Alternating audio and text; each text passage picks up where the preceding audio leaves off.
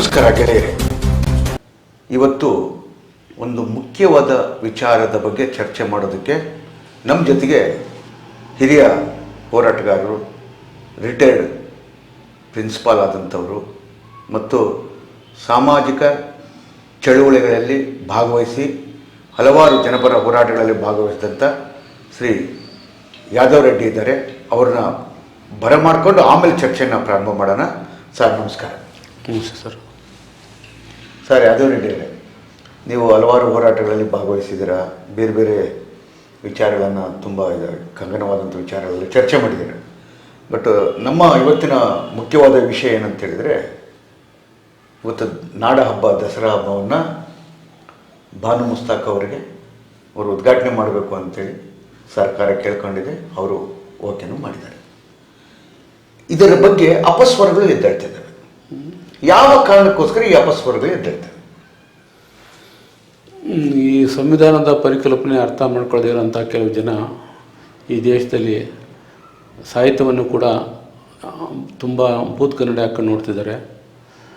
ಖಂಡಿತ ಬಾನು ಮುಸ್ತಾಕ್ ಅಂತಕ್ಕಂಥ ಒಬ್ಬ ಸಾಹಿತಿ, ಅಂತಾರಾಷ್ಟ್ರೀಯ ಮಟ್ಟದಲ್ಲಿ ಬೂಕರ್ ಪ್ರಶಸ್ತಿ ವಿಜೇತೆ, ಹೆಮ್ಮೆಯ ಸಂಗತಿ ಉದ್ಘಾಟನೆಗೆ ಬರ್ತಾ ಇರೋದು ಮತ್ತು ಸರ್ಕಾರ ಆಹ್ವಾನ ಮಾಡಿರೋದು ಒಂದು ಸ್ವಾಗತ. ದುರಂತ ಅಂದರೆ ಈ ದೇಶದಲ್ಲಿ ಸಾಹಿತ್ಯ, ಕಲೆ, ಸಂಗೀತ ಇದನ್ನು ಕೂಡ ಧರ್ಮದ ನೆಲೆಯಲ್ಲಿ ನೋಡೋದು ತುಂಬ ತಪ್ಪು.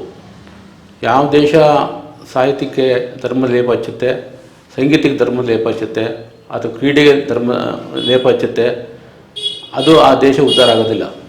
ನಮ್ಮ ದೇಶ ಹೇಳಿ ಕೇಳಿ ಬಹುತ್ವದ ದೇಶ.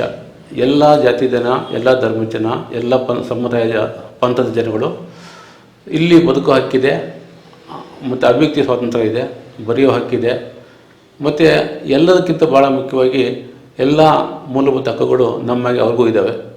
ಹಾಗಾಗಿ ಎರಡನೇ ದರ್ಜೆ ಪ್ರಜೆಗಳಲ್ಲಿ ಯಾರೂ ಇಲ್ಲ.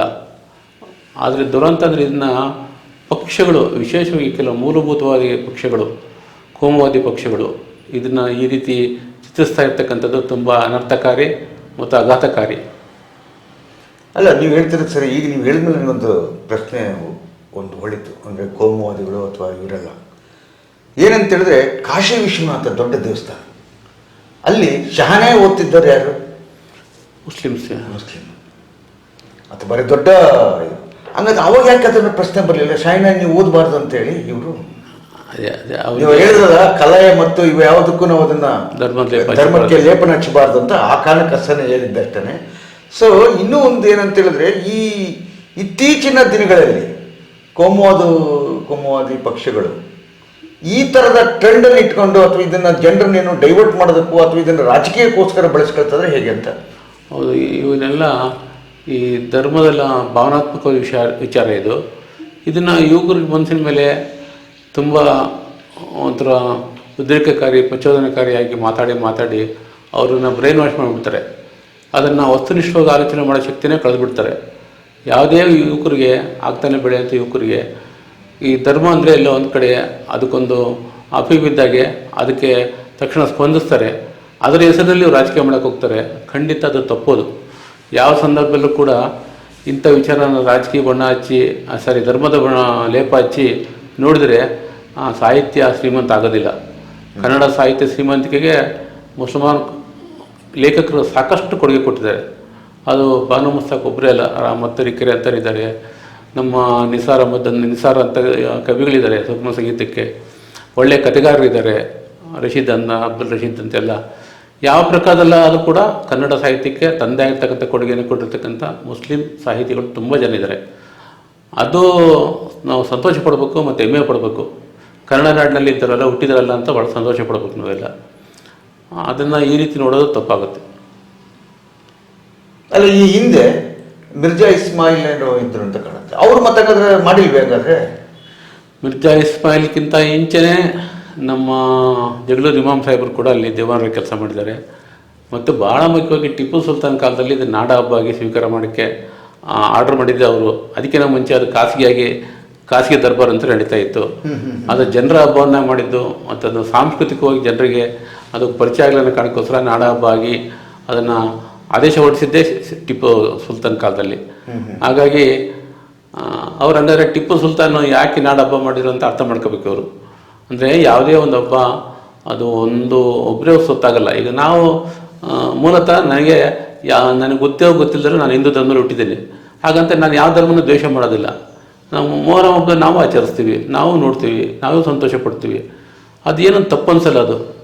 ಹಾಗೆ ಒಂದು ವಿಶಾಲವಾದ ಮನೋಭಾವ ಇದ್ದರೆ ಇದನ್ನು ಈ ರೀತಿ ನೋಡೋ ಅವಶ್ಯಕತೆ ಬರೋದಿಲ್ಲ. ಇದೊಂದು ರೋಗ, ಅದು ಮಾನಸಿಕ ರೋಗ. ಅದು ಆ ರೋಗನ ವಾಗ್ಲೋಡ್ಸೋಕ್ಕೆ ಕಷ್ಟ ಆದರೂ ಕೂಡ ಇದು ಇರಬಾರ್ದು ಅನ್ನೋದು ನಮ್ಮ ಆಶಯ.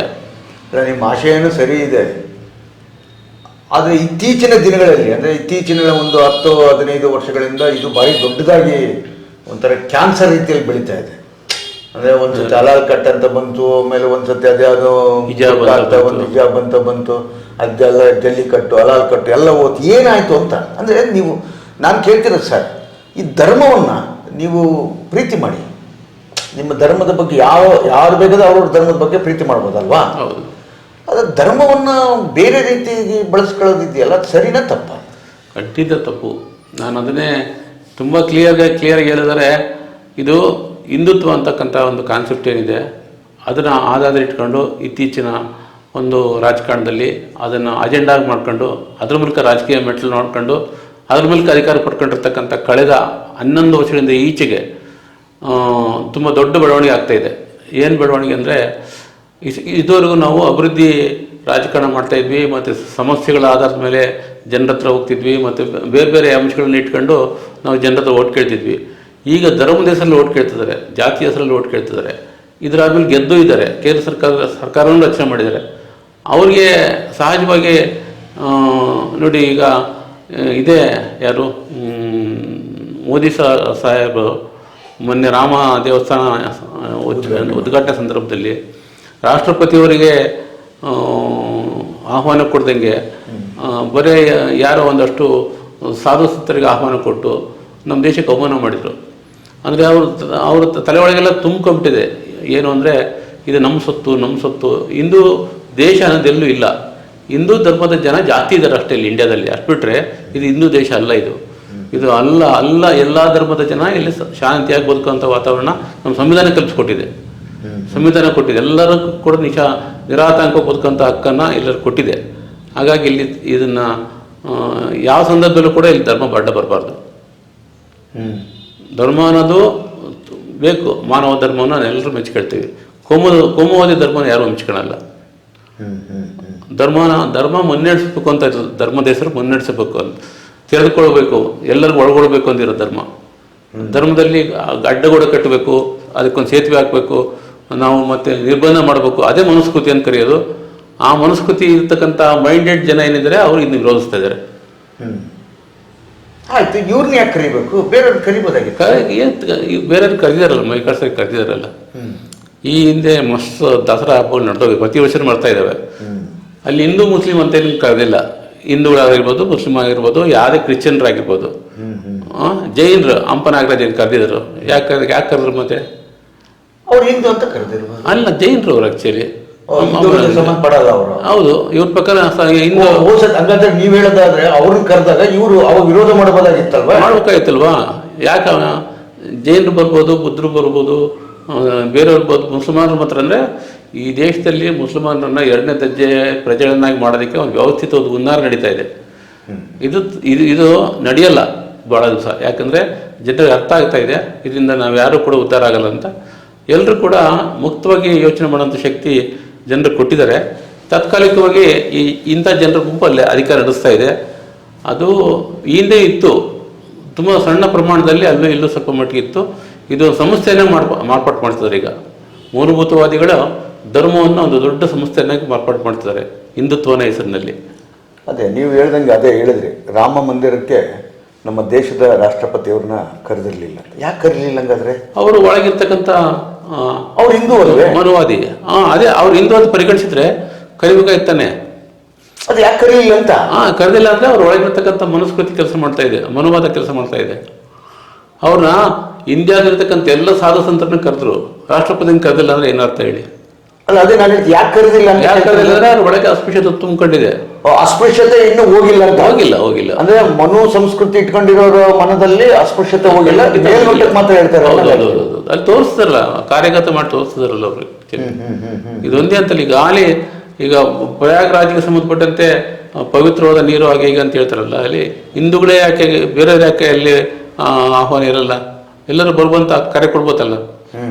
ಅವರು ಹೋಗೋದೇ ಬೇರೆ, ಹಿಂದೂಗಳೇ ಹೋಗ್ಬೇಕು ಅಂತ ಇರುತ್ತೆ, ಹಿಂದೂಗಳೇ ಸ್ನಾನ ಮಾಡ್ಬೇಕಂತ ಇರುತ್ತೆ, ಅವರೇ ಮಾತ್ರ ಪವಿತ್ರ ಆಗ್ತಾರೆ ಅಂತ. ಆಕ್ಚುಲಿ ಪವಿತ್ರ ಆಗ್ತಾರೆ ಬಿಡ್ತಾರೆ ಎರಡನೇ ಮಾತು, ಅದಕ್ಕೆ ಅದ್ರ ಅವಶ್ಯಕತೆ ಇಲ್ಲ. ಆದರೆ ಇವರು ಅಂತ ಒಂದು ಮನಸ್ಥಿತಿ ಬೆಳೆಸ್ತಾ ಇದ್ದಾರೆ, ಅದೊಂದು ಮನಸ್ಥಿತಿ ಬೆಳೆಸ್ತಾ ಇದ್ದಾರೆ. ನಾನಿಂದು ಅಂತ. ಹಿಂದೂ ಧರ್ಮ ಕೂಡ ನಮ್ಮ ಹಳೆಯ ಪ್ರಾರಂಭದ ದಿನಗಳಲ್ಲಿ ಎಲ್ಲೂ ಕೂಡ ಜಾತಿ ವ್ಯವಸ್ಥೆಯನ್ನು, ವರ್ಣಾಶ್ರಮ ಪದ್ಧತಿಯನ್ನು ದೃಢೀಕರಿಸಿಲ್ಲ, ಮತ್ತು ಅದಕ್ಕೆ ಪುರಾವೆ ಇಲ್ಲ. ನಂತರದ ಶಾಸ್ತ್ರಗಳು ಬಂದ ಮೇಲೆ, ಪುರಾಣಗಳು ಬಂದ ಮೇಲೆ, ಇದು ಮನುವಾದ ಸ್ಟಾರ್ಟ್ ಆದ್ಮೇಲೆ, ಮನುಸ್ಮೃತಿ ಅಂತಕ್ಕಂಥದ್ದೇ ಸಂವಿಧಾನ ಆದ್ಮೇಲೆ ಆಮೇಲೆ ಬಂದಿದ್ದೆಲ್ಲ, ಅದನ್ನ ಇವರು ಪುನಃ ಪ್ರತಿಷ್ಠಾಪನೆ ಮಾಡಕ್ಕೆ ಹೊರಟಿದ್ದಾರೆ. ಹಿಟ್ಲರು ಮತ್ತು ಮುಸ್ಸೋಲಿಯ ಒಂದು ಏನು ಸೈದ್ಧಾಂತಿಕ ಸಿದ್ಧಾಂತ ಆದ್ಮೇಲೆ ನಮ್ಗೆ ಅವರೇ ಗುರುಗಳು ಅಂತ ಓಪನ್ ಆಗಿ ಹೇಳ್ಕೊಂತಾರೆ ಅವರು. ನಮ್ಮ ಆಶಯ ಹಿಟ್ಲರ್ ಮತ್ತು ಮುಸ್ಸೋಲಿ ನಮ್ಮ ಆದರ್ಶ ಗುರುಗಳು ಅಂತ ಅವರೇ ಹೇಳ್ಕೊಂಡಿದ್ದಾರೆ. ಅಂಥವ್ರು ಇವರು ಸರ್ಕಾರ ನಡೆಸ್ತಾ ಇದ್ದಾರೆ. ಅದ್ರ ಹಿಂದೆ ಆಗಿ RSS ಕೆಲಸ ಮಾಡ್ತಾ ಇದೆ. RSSನ ಎಲ್ಲ ನಾಯಕರು ಹೇಳ್ಕೊಳ್ತಿದ್ದಾರೆ, ನಮ್ಮ ಆದರ್ಶವಾದ ಗುರುಗಳು ಯಾರು ಇದ್ರೆ ಅದು ಹಿಟ್ಲರ್ ಅಂತ, ಮುಸ್ಸೋಲಿ ಅಂತ. ನಾವು ಅಲ್ಲಿ ಯಹೂದಿಗಳನ್ನ ಹೆಂಗೆ ಕೊಚ್ಚಿ ಕೊಲೆ ಮಾಡಿದ್ವೋ ಹಂಗೆ ಈಗಲೂ ಕೂಡ ಕೊಲೆ ಮಾಡಿಬಿಡ್ತೀವಿ ನಾವು ನಮ್ಮ ವಿರುದ್ಧ ಬಂದರನ್ನ ಅಂತ ಹೇಳ್ತಾರೆ. ಆ ರೀತಿಯ ಒಂದು ತೀರಾ ಉಗ್ರವಾಗಿರ್ತಕ್ಕಂಥ ಮೂಲಭೂತವಾದಿತನ ನಮ್ಮ ದೇಶದಲ್ಲಿ ಬೆಳೀತಾ ಇದೆ. ಅದೊಂದು ದುರಂತ ಅಷ್ಟೇ ಅದು. ಆದ್ರೆ ನೀವು ಹಂಗೆ ಹೇಳ್ತೀರಾ, ಬಟ್ RSSನವ್ರು ಇವತ್ತು ಎಲ್ಲ ಸಮುದಾಯನ ಅಪ್ಕೊಳಕ್ಕೆ ಹೋಗ್ತಾ ಇದಾರಲ್ಲ. ಯಾರು ಅಪ್ಕೊಳ್ತಾರೆ? ಅಪ್ಕೊಳ್ಳೋದಾದ್ರೆ ಅವರು RSS ಒಂದು ಹೇಳಿಕೆ ಕೊಡ್ಬೋಯ್ತಲ್ಲ, ಬರೀ ಅಸ್ಪೃಶ್ಯತೆ ವಿರುದ್ಧ ಒಂದು ಅಭಿಯಾನ ಮಾಡೋಣ, ರಾಷ್ಟ್ರಪತಿಗೆ ಅವಮಾನ ಮಾಡಿರಲ್ಲ ಒಂದು ಖಂಡನೆ ಮಾಡೋಣ. ಅವ್ರು ಬಾಳೊಳಗೆ ಬಂದಿಲ್ಲ, ಅವ್ರು ಬಾಳೊಳಗೆ ಎಂದೂ ಬಾಳೊಳಗೆ ಬಂದಿಲ್ಲ. ಅವ್ರಿಗೆ ಎಲ್ಲೆಲ್ಲಿ ಪ್ರವೇಶ ಇಲ್ಲ ಅಲ್ಲಿ ಪ್ರವೇಶ ಮಾಡ್ಸೋಣ ಬನ್ನಿ ಅಂತ ಕರಿಬೋದಲ್ಲ. ಎಲ್ಲರೂ ದಲಿತರನ್ನ ಪ್ರವೇಶ ಮಾಡೋಕ್ಕೆ ಬಿಟ್ಟಿಲ್ಲ, ಎಷ್ಟೋ ಕಡೆಗೆ ಸಾಕಷ್ಟು ಸಾಮಾಜಿಕ ಬಹಿಷ್ಕಾರ ಆಗ್ತಾರೆ. RSS ಬಾಯಿ ಮುಚ್ಕೊಂಡಿರುತ್ತೆ. ಏನರ್ಥ ಅದು? ಅಲ್ಲ, ಅವ್ರು ಹಿಂದೂಗಳು ಆದ್ಮೇಲೆ ಅಂದ್ರೆ ಬಹುತೇಕ ಎಲ್ಲಾ ಜಾತಿಯವರು ಹಿಂದೂಗಳಂತ ಅಂದ್ರ ಮೇಲೆ, ಅಂದ್ರೆ ಮುಸ್ಲಿಮ್ಸ್ ಅಂದವ್ರನ್ನ ಬಿಟ್ಟು, ಕ್ರಿಶ್ಚಿಯನ್ಸ್ ಮುಸ್ಲಿಮ್ಸ್ ಅಂದವ್ರನ್ನ ಬಿಟ್ಟು ಇನ್ನು ಉಳಿದಿದ್ದೆಲ್ಲರೂ ಹಿಂದೂಗಳಂತ ಕರ್ಕೊಂಡು, ಸೊ ಅವ್ರು ಎಲ್ಲರನ್ನೂ ಕರ್ಕೊಂಡು ಹೋಗಂತ ಕೆಲಸ ಎಂದು ಮಾಡಿಲ್ಲ ಅವರು. ಮಾಡೋದಿಲ್ಲ ಅಂತ ಅವರು ಮಾಡಿಲ್ಲ. ಮೇಲ್ನೋಟಕ್ಕೆ ನಮಗೆ ಅಸ್ಪೃಶ್ಯತೆ ಹೋಗ್ಬೇಕಂತ ಒಂದು ಸ್ಟೇಟ್ಮೆಂಟ್ ಕೊಡೋಕ್ಕೆ ಅಷ್ಟಕ್ಕೆ ಸೀಮಿತ ಆಗಿದೆ ಹೊರತು ಅದನ್ನ ನಿಚ್ಚಳವಾಗಿ ಅಸ್ಪೃಶ್ಯ ಕೇರಿಯಲ್ಲ ಊಟ ಮಾಡೋದಾಗ್ಲಿ, ಸಹಭೋಜನ ಮಾಡೋದಾಗ್ಲಿ, ಅಂತರ್ಜಾತಿ ಮದುವೆ ಆಗಲಿ ಎಂದು ವೆಲ್ಕಮ್ ಮಾಡಿಲ್ಲ ಅವರು. ಇದು ಸಹಭೋಜನ ಬಗ್ಗೆ ನಂದೊಂದು ಪ್ರಶ್ನೆ ಏನಂದ್ರೆ, ಯಡಿಯೂರಪ್ಪನವರು ಮುಖ್ಯಮಂತ್ರಿ ಆಗಿದ್ರು, ಮತ್ತೆ ಇನ್ನೊಂದು ಸತಿ ಏನೋ ಬಂದಾಗ ನಾವು ದಲಿತರ ಮನೆ ಊಟ ಮಾಡ್ತೀವಿ ಅಂತ ಹೇಳಿದ್ರು. ದಲಿತರ ಮನೆ ಕುತ್ಕೊಂಡ್ರು, ಬಟ್ ಹೋಟ್ಲಿಂದ ಊಟ ತರಿಸ್ಕೊಂಡ್ರು. ಅಷ್ಟಕ್ಕೆ ಅವ್ರು ಸೀಮಿತ. ಹೆಸರಿಗೆ ದಲಿತರ ಮನೆಯಲ್ಲಿ ತಿಂಡಿ, ಅದು ತಿಂಡಿ ಎಲ್ಲಿಂದ ಬಂತು ಅನ್ನೋದು ಮುಖ್ಯ ಆಗುತ್ತೆ. ಅಂದ್ರೆ ಒಟ್ಟಾರೆಯಾಗಿ ಹೇಳ್ಬೇಕಂತ ಹೇಳಿದ್ರೆ ಮನುಸ್ಥಿತಿ ಇದೆಯಲ್ಲ, ಅದು ಈ ದೇಶದಕ್ಕೆ ಅಷ್ಟು ಅಪಾಯಕಾರಿ. ಈ ದೇಶಕ್ಕಷ್ಟೇ ಅಲ್ಲ, ಇಡೀ ಜಗತ್ತಿನಲ್ಲಿ ಧರ್ಮದ ಆಧಾರದ ಮೇಲೆ ಯಾರ್ಯಾರು ಸರ್ಕಾರ ನಡೆಸಕ್ಕೆ ಹೋಗ್ತಾರೋ ಅದೆಲ್ಲ ದೊಡ್ಡ ಅಪಾಯಕಾರಿ ಬೆಳವಣಿಗೆ. ಏನಿದ್ರು ಕೂಡ ಕಾನ್ಸ್ಟಿಟ್ಯೂಷನ್ ಅಂತ ಒಂದಿರುತ್ತೆ, ಅದರ ಆಧಾರದ ಮೇಲೆ ಸರ್ಕಾರ ನಡೆಸಬೇಕು. ಸಂವಿಧಾನವೇ ನಮ್ಗೆ ಅಂತಿಮ ಅಂತ, ಅದ್ರ ಮೇಲೆ ಯಾವುದೂ ಇಲ್ಲ. ಸಂವಿಧಾನನೇ ನಮಗೆ ಎಲ್ಲ, ನಮ್ಮ ಬದುಕು ನಮ್ಮ ಭವಿಷ್ಯ ನಿಂತಿರೋದೇ ಅದ್ರ ಮೇಲೆ ನಮ್ಮ ಭವಿಷ್ಯ ಕಟ್ಟಬೇಕು, ಬದುಕು ಕಟ್ಟಬೇಕಂದ್ರೆ ಅದು ಸಂವಿಧಾನನೇ ಕಟ್ಕೊಡ್ಬೇಕು ಹೊರತು ಇನ್ನು ಬೇರೆ ಯಾರು ಕಟ್ಕೊಡಕ್ಕಾಗಲ್ಲ. ಬಟ್ ಕೆಲವರು ಹೇಳಿದ್ರಲ್ಲ, ನೀವೇನೇ ಹೇಳಿದ್ರಿ ಸಂವಿಧಾನ ಅಂತೇಳಿ, ಕೆಲವರು ಆ ಸಂವಿಧಾನನೇ ವಿರೋಧ ಮಾಡಿದ್ರಲ್ಲ. ಅದೇ ಅವ್ರು ಯಾರು ವಿರೋಧ ಮಾಡ್ತಾರೆ ಅಂದರೆ ಸಂವಿಧಾನ ಬಗ್ಗೆ ನಂಬಿಕೆ ಇಲ್ದಿದ್ದರು. ನಮ್ಗೆ ಬೇರೆ ಧರ್ಮ ಬೇಕಂತಾರೆ. ಯಾವ ಧರ್ಮ ಅಂದರೆ ಅವ್ರು ಯಾರು ಸ್ವಾಮೀಜಿಗಳು ಹೇಳಿದ್ರು, ನಮ್ಮನ್ನು ಗೌರವಿಸುವಂಥ ಸಂವಿಧಾನ ಬೇಕು ಅಂತ. ಅದೇ ಅಂದರೆ ಸ್ವಾಮೀಜಿಗಳನ್ನು ಗೌರವಿಸೋದಂತದ. ಅವ್ರು ಹೇಳಿದರು ನಮ್ಮನ್ನು ಗೌರವಿಸುವಂಥ ಒಂದು ಸಂವಿಧಾನ ಬರಬೇಕು ಅಂತ. ಅದರ ಅರ್ಥ ಏನಂದರೆ ಜಾತಿ ವ್ಯವಸ್ಥೆ ಜೀವಂತವಾಗಿರಬೇಕು, ಅಸ್ಪೃಶ್ಯತೆ ಜೀವಂತವಾಗಿರಬೇಕು, ತಾರತಮ್ಯ ಜೀವಂತವಾಗಿರಬೇಕು, ಅಂಥ ಸಂವಿಧಾನ ಬರಬೇಕು ಅಂತ ಅವ್ರ ಆಶಾ ನೇರವಾಗಿ ಹೇಳ್ಕೊಳ್ತಾರೆ ಅವರು. ಅವ್ರದ್ದು ಯಾವ ಸಂವಿಧಾನ ಅಂತಾನೆ ಹೇಳ್ಬಿಡ್ಬೇಕಲ್ಲ. ಅದನ್ನು ಹೇಳಿದರು ಅವರು. ಯಾವುದನ್ನ ಪ್ರಯಾಗ್ರಾಜ್ ಮೊನ್ನೆ 527 ಪುಟ ನಮ್ಮ ಸಂವಿಧಾನ ರೆಡಿಯಾಗಿದೆ ಅಂತ 6 ಜನ ಸಾಧು ಸಂತರು ಬಂದು ನಾವು ಯಾವತ್ತು ಬೇಕಾದ್ರೂ ಕೂಡ ಇದನ್ನು ಪ್ರಕಟಣೆ ಮಾಡ್ತೀವಿ, ಜಾರಿಗೆ ತರ್ತೀವಿ ಅಂತ ಹೇಳಿದರು. ಆ್ಯಕ್ಚುಲಿ ಕಾನೂನು ಪ್ರಕಾರ ಅವರೆಲ್ಲರೂ ಅವತ್ತು ಕಾನೂನು ಪ್ರಕಾರ ಶಿಕ್ಷೆ ಕೊಡಬೇಕಾಗಿತ್ತು. ಸಂವಿಧಾನಕ್ಕೆ ವಿರುದ್ಧವಾಗಿ ಯಾರೂ ಮಾತಾಡೋಕ್ಕೆ ಅವಕಾಶ ಇಲ್ಲ. ಸಂವಿಧಾನಕ್ಕೆ ಒಂದು ಹಂತದವರೆಗೂ ಸಂವಿಧಾನದಲ್ಲಿ ಅಭಿವ್ಯಕ್ತ ಸ್ವಾತಂತ್ರ್ಯ ಇರುತ್ತೆ. ರಾಷ್ಟ್ರೀಯ ಭದ್ರತೆಗೆ ಸಮಗ್ರತೆಗೆ ಧಕ್ಕೆ ತರುವಂಥ ಮಾತುಗಳನ್ನ ಯಾರು ಮಾತಾಡಬಾರ್ದು. ಸೊ ಅಂದರೆ ಅವ್ರನ್ನೆಲ್ಲರೂ ಅರೆಸ್ಟ್ ಮಾಡ್ಬೇಕಾಗಿತ್ತು. ಹೌದು, ಒಂದು ಧರ್ಮದ ಪ್ರತಿಪಾದಕರಾಗಿ ಧರ್ಮನ ಬೇಕಾದ್ರೆ ಬೋಧನೆ ಮಾಡಲಿ, ಧರ್ಮ ಬೋಧನೆ ಮಾಡಲಿ. ಆದರೆ ನನ್ನ ಸಪರೇಟ್ ಸಂವಿಧಾನ ತರ್ತೀನಿ ಅಂದ್ರೆ ಅರ್ಥ ಇಲ್ಲ ಅದಕ್ಕೆ. ಸಂವಿಧಾನಕ್ಕೆ ಪ್ಯಾರಲಲ್ ಸಂವಿಧಾನ ಇಲ್ಲ ಇಂಡಿಯಾ ದೇಶದಲ್ಲಿ ಇಲ್ಲ ಅಂತ ಇದ್ರೆ ಒಂದೊಳಗೆ. ಹೌದು, ಯಾರು ಬೇಕಾದ್ರೆ ಕಾನೂನು ಕ್ರಮ ತಗೋಬೋದು. ಕಾನೂನು ಕ್ರಮ ತಗೋಬೇಕು ಕೂಡ. ಎಲ್ಲರಿಗೂ ಒಂದೇ ನ್ಯಾಯ. ಇಂಡಿಯನ್ ಸಿವಿಲ್ ಕೋಡ್ ಏನು ಹೇಳುತ್ತೆ ಅದು ಎಲ್ಲರಿಗೂ ಒಂದೇ ಒಂದೇ ನ್ಯಾಯ. ಇವ್ರಿಗೆ ಬೇರೆ ಅವ್ರಿಗೆ ಬೇರೆ ಏನೇ ಇಲ್ಲ ಅಲ್ಲಿ. ಒಟ್ಟಾರೆಯಾಗಿ ಈಗ ಅಂದರೆ ಈ ಚರ್ಚೆ ಎಲ್ಲೆಲ್ಲಿಗೆ ಹೋಯ್ತು ಅಂತ ಹೇಳಿದ್ರೆ ಬಾನು ಮುಸ್ತಕ್ ಅವರಿಂದ ಹಿಡಿದು ಬೇರೆ ಬೇರೆ ಕಾರಣ ಅಂದರೆ ಮನಸ್ಸುಗಳು. ಈ ಮನಸ್ಸುಗಳು ಇವತ್ತು ಕೆಲಸ ಮಾಡ್ತಿರೋದು. ಸಾಹಿತ್ಯಕ್ಕೆ ಅವ್ರು ಕರಿಬಾರ್ದು, ಇವ್ರು ಕರಿಬಾರ್ದು, ಉದ್ಘಾಟನೆಗೆ ಅಂತ ಕರಿಬಾರ್ದು ಅನ್ನೋಂಥದ್ದೇ ಅದು ಒಂದು ಆಲೋಚನಾ ಕ್ರಮ ಏನಿದೆ, ಅದೇ ಮನಸ್ಕೃತಿ ಆಲೋಚನೆ. ಮತ್ತೆ ಹಂಗಂತ ಹೇಳಿದ್ರೆ ನೀವು ಮುಸ್ಲಿಮ್ಸ್ ಯಾರು ಬೊಟ್ಟಿಡೋದಿಲ್ಲಪ್ಪ, ಅವರು ಅಲ್ಲಿ ಇದಕ್ಕೆ ಬೊಟ್ಟು ಇಡಬೇಕು ಅಂತ ಕಾನೂನು ಇಲ್ಲ, ಅದೊಂದು ಸಂಪ್ರದಾಯ, ಅವ್ರ ಇಷ್ಟ, ಅದು ವೈಯಕ್ತಿಕವಾಗಿ. ನಮ್ಮ ದೇವರಿಗೆ ಆ ಥರದ್ದು ಇರೋದಿಲ್ಲಲ್ಲ. ಯಾವ ದೇವ್ರಿಗೂ ಯಾರು ಗುತ್ತಿಗೆ ತಗೊಂಡಿಲ್ಲ. ಈ ಮುಸಲ್ಮಾನರು ಕೂಡ ಬಹಳ ಜನ ಹೋಗಿ ಹಿಂದೂ ದೇವ್ರನ್ನ ಪೂಜೆ ಮಾಡ್ತಾರೆ. ಕೆಲವು ಕಡೆ ಮುಸಲ್ಮಾನರು ದೇವ್ರನ್ನು ಯಾರು ಹಿಂದೂ ಪೂಜೆ ಮಾಡ್ತಾರೆ. ನಾರ್ತ್ ಕರ್ನಾಟಕ ಹೋದ್ರೆ ಅವ್ರಿಗೆ ಯಾವ ಭೇದ ಭಾವಗಳೇ ಇಲ್ಲ. ಶರೀಫ್ ಜನ ಎಲ್ಲರೂ ಫೋಟೋ ಇಟ್ಕೊಂಡು ಪೂಜೆ ಮಾಡ್ತಾರೆ. ಅದು ಅಲ್ಲಿ ಏನೋ ಭೇದ ಭಾವ ಇಲ್ಲಲ್ಲ. ಅಲ್ಲ, ಪೂರ್ತಿ ಮುಸ್ಲಿಮ್ಸ್ ಅಲ್ಲ ಅಂತಾರೆ. ಇಲ್ಲ, ಅದ್ಯಾಕೆ ಮುಸ್ಲಿಮ್ಸ್ ಅಲ್ಲ? ನಾನು ಹಿಂದೂ ಆಗಿ ಹುಟ್ಟಿದ್ದೇನೆ. ನಾನು ನಮ್ಮ ಶರೀಫಾಜ್ಜನ ನನ್ಗೆ ಪ್ರೀತಿಸ್ತೀನಿ, ಗೌರವಿಸ್ತೀನಿ. ಅದಕ್ಕೆ ಧರ್ಮಕ್ಕೆ ನೀವು ಹೇಳಿದ್ರಿ ನಾನು ಹಿಂದೂ ಅಂತ ಹೇಳ್ತೀರಾ. ಹೌದು, ನೀವು ಹೇಳ್ತೀರಿ ಹಿಂದೂನೇ ಇಲ್ಲ ಅಂತ ಹೇಳ್ತೀರಾ. ಹಿಂದೂನೇ ಇಲ್ಲ ಅಂದ್ರೆ ಯಾವುದಂದ್ರೆ ಹಿಂದುತ್ವ ಇಲ್ಲ. ಹಿಂದುತ್ವ ಅಂತಕ್ಕಂಥ ಒಂದು ಪೊಲಿಟಿಕಲ್ ಅಜೆಂಡಾ ಅದು. ಮತ್ತೆ ಹಿಂದೂ ಅಂದ್ರೆ ಏನು? ಹಿಂದೂ ಅಂದ್ರೆ ಅದೊಂದು ಜೀವನ ಕ್ರಮ ಅಷ್ಟೇ, ಒಂದು ಜೀವನ ಕ್ರಮ. ಬೇರೆ ಬೇರೆ ಪಂಥಗಳು, ಬೇರೆ ಬೇರೆ ಎಲ್ಲ ರೀತಿ ವಿಚಾರಧಾರೆಗಳನ್ನ ಸಂಗಮಗೊಂಡಿರ್ತಕ್ಕಂಥ ಒಂದು ಜೀವನ ಕ್ರಮ ಅಷ್ಟೇ. ಜೀವನ ಕ್ರಮ ವಿಶಾಲ ಅರ್ಥ ಇದೆ. ಹಿಂದೂ ಧರ್ಮಕ್ಕೆ ವಿಶಾಲವಾದ ಅರ್ಥ ಇದೆ. ಬಹಳ ಹಿಂದಿನಿಂದ ಇಲ್ಲಿವರೆಗೂ ಬಸವಣ್ಣಿಂದ ಹಿಂದೆ ಬುದ್ಧನಿಂದ ಹಿಡಿದು, ಆಮೇಲೆ ಜೈನರಿಂದ ಹಿಡಿದು, ಆಮೇಲೆ ಇವರು ನಮ್ಮ ದಾಸ ಸಾಹಿತ್ಯದಿಂದ ಹಿಡಿದು, ಆಮೇಲೆ ದಾಸ ಸಾಹಿತ್ಯದಿಂದ ಬಂದು ಕನಕದಾಸರೆಲ್ಲ ಮುಗಿದಾದ್ಮೇಲೆ ತುಂಬ ಇತ್ತೀಚೆಗೆ ಬಂದಿರತಕ್ಕಂಥ ಸಂವಿಧಾನದಿಂದ ಹಿಡಿದು ಇಲ್ಲಿ ಸಾಮರಸ್ಯಕ್ಕೆ ಮತ್ತು ಒಳಗೊಳ್ಳುವಿಕೆಗೆ, ಕೂಡಿ ಬಾಳುವಿಕೆಗೆ ಒಂದು ದೊಡ್ಡ ಪರಂಪರೆ ಇದೆ. ಎಲ್ಲೂ ಕೂಡ ಇಲ್ಲಿ ಜಗಳಾಡ್ಕೊಂಡು ಜೀವನ ಮಾಡಬೇಕಂತ ಯಾವ ಬೋಧೆಗಳು ಮಾಡಿಲ್ಲ ಯಾರು. ಇಲ್ಲೆಲ್ಲ ಕೂಡಿ ಬಾಳೋದ್ರಲ್ಲೇ ಸ್ವಲ್ಪ ಸುಖ ಇದೆ ಅಂತ ಹೇಳ್ತಲೇ ಬಂದಿರತಕ್ಕಂಥ ದೇಶ ಇದು. ಇಡೀ ಜಗತ್ತಿನಲ್ಲೇ ಇದು ಮಿನಿ ವಿಶ್ವಾಂತರ. ಇದನ್ನ ಬಹಳ ಮುಖ್ಯವಾಗಿ ಭಾರತ ದೇಶವನ್ನು ಒಂದು ಮಿನಿ ಭಾರತ ಅಂತ ಕರೆಯಲ್ಲ, ಮಿನಿ ವಿಶ್ವ ಅಂತಲೇ ಕರೀತಾರೆ. ಜಗತ್ತಿಗೆ ಎಷ್ಟು ಧರ್ಮ ಇದೆ ಅಷ್ಟು ಜನ ಇಲ್ಲಿದ್ದಾರೆ. ಜಗತ್ತಲ್ಲಿ ಎಷ್ಟು ಪಂಥಗಳಿದಾವೆ ಅಷ್ಟು ಪಂಥಗಳು ಇಲ್ಲಿದ್ದಾವೆ. ಎಲ್ಲ ವಿಚಾರಧಾರೆಗಳು ಇಲ್ಲಿದ್ದಾವೆ. ಎಲ್ಲರೂ ಕೂಡಿ ಬಾಳ್ತಾ ಇದ್ದಾರೆ. ಅದಕ್ಕೊಂದು 1000 ವರ್ಷ ಇತಿಹಾಸ ಇದೆ. ಇವತ್ತು ಇತಿಹಾಸ ಅಲ್ಲ ಅದು. ಸೊ ಗೆಳೆಯರೇ, ಕೇಳಿದ್ರಲ್ಲ, ಅಂದರೆ ಈ ದೇಶದಲ್ಲಿ ವಿಶ್ವನೇ ಎಲ್ಲ ಸಮುದಾಯದವರು ಇಲ್ಲಿದ್ದಾರೆ, ಎಲ್ಲ ಭಾಷಿಕರು ಇದ್ದಾರೆ, ಎಲ್ಲರೂ ಇದ್ದಾರೆ. ಅಂದರೆ ಎಲ್ಲರಲ್ಲೂ ಒಳ್ಳೆಯೂ ಇದ್ದಾರೆ. ಆದರೆ ಇವ್ರು ಹೇಳಿದ್ದು ಬಾರಿ ಒಳ್ಳೆ ಮಾತುಗಳೇನಂತ ಹೇಳಿದ್ರೆ, ಅದು ಹಿಂದೂನ, ನಾ ಮುಸ್ಲಿಮ್ಸ, ನಾ ಕ್ರೈಸ್ತನ, ನಾ ಇದು ಯಾವುದೇ ಆಗಿರಲಿ, ಎಲ್ಲರನ್ನೂ ಸೇರಿಸಿಕೊಂಡು ಒಳಗೊಂಡಂತೆ ಕಟ್ಟುವ ಕ್ರಿಯೆ ಇದೆಯಲ್ಲ, ಅದು ಭಾಳ ಒಳ್ಳೆಯದು ಅಂತೇಳಿ. ಯಾಕೆ ಅಂತೇಳಿ, ಅಲ್ಲ ನಾನು ಇನ್ನೊಂದು ಮಾತು ಹೇಳ್ಬಿಡ್ತೀನಿ ಸರ್. ಈಗ ಮೊನ್ನೆ ನೋಡಿದಾಗ ಯಾರು ಮೈಸೂರು ರಾಜರು ಅವರು ಯದುವೀರ್ ಅವರೇ ವೆಲ್ಕಮ್ ಮಾಡಿದ್ದಾರೆ. ಅದೇ ಅವ್ರ ಪರಂಪರೆ ಅರ್ಥ ಮಾಡ್ಕೊಂಡಿದ್ದಾರೆ, ವೆಲ್ಕಮ್ ಮಾಡಿದ್ದಾರೆ ಅಷ್ಟೇ. ಮತ್ತೆ ಅವ್ರು ನೋಡಿದ್ರೆ ಮತ್ತೆ ಇದ್ದಾರೆ, ಅವರು ಸಂಸದರಾಗಿದ್ದಾರೆ, ರಾಜಕೀಯಕ್ಕೋಸ್ಕರ ಹೋಗಿದ್ದಾರೆ ಅಂತ ಕಾಣುತ್ತಷ್ಟೇ ಅಷ್ಟೇ. ಆದ್ರೆ ಈ ಬೆಳವಣಿಗೆ ನಾನು ಸ್ವಾಗತ ಮಾಡ್ತೀನಿ. ಏನು ಬಾನು ಮುಸ್ತಕ್ ಅದನ್ನು ಆಹ್ವಾನ ಮಾಡೋದಕ್ಕೆ, ಅವ್ರು ಸ್ವಾಗತ ಮಾಡೋದಕ್ಕೆ ಅವರಿಗೆ ನಾನು ಖಂಡಿತ ಅವ್ರಿಗೆ ಅಭಿನಂದನೆ ಹೇಳ್ತೀನಿ. ಆ ಮನಸ್ಥಿತಿ ಹಂಗೆ ಉಳಿಸ್ಕೊಂಡು ಹೋಗಲು ಅವರು. ಅಂದರೆ ನೀವೆಲ್ಲ ಮನಸ್ಥಿತಿ ಸರಿ, ಭಾಳ ಒಳ್ಳೆಯ ಮಾತು ಕೇಳಿದ್ರಲ್ಲ ಗೆಳೆಯರೆ. ಬಹುಶಃ ನಾವೆಲ್ಲರೂ ಈ ದೇಶದಲ್ಲಿ ಹುಟ್ಟಿದೀವಿ ಅಂದಮೇಲೆ ಒಬ್ಬರ ಮೇಲೆ ಇನ್ನೊಬ್ಬರ ಮೇಲೆ ಕತ್ತಿ ಮಸೆಯೋದನ್ನು ಬಿಟ್ಟು ಸನಾತನ ಧರ್ಮವನ್ನು ತೆಗೆದುಹಾಕಿ ಒಳ್ಳೆಯ ಧರ್ಮಗಳನ್ನು ಆಚರಿಸೋಣ. ಎಲ್ಲ ಧರ್ಮಗಳಲ್ಲೂ ಒಂದೇ ಇರೋದು ಏನಂತ ಹೇಳಿದ್ರೆ ಮನುಷ್ಯನನ್ನಾಗಿ ಪ್ರೀತಿಸುವಂಥದ್ದು. ಇದನ್ನು ಮಾತ್ರ ಇಟ್ಕೊಳ್ತಾ ಇಷ್ಟೊತ್ತು ತನಕ ನಮ್ಮ ಜೊತೆಗೆ ಚರ್ಚೆಯಲ್ಲಿ ಭಾಗವಹಿಸಿದಂಥ ಯಾದವ್ ರೆಡ್ಡಿ ಅವರಿಗೆ ನಮಸ್ಕಾರ ಮಾಡ್ತಾ ಈ ಕಾರ್ಯಕ್ರಮ ಇಲ್ಲಿಗೆ ಮುಗಿಸ್ತಾ ಇದ್ದೀನಿ. ನಮಸ್ಕಾರ.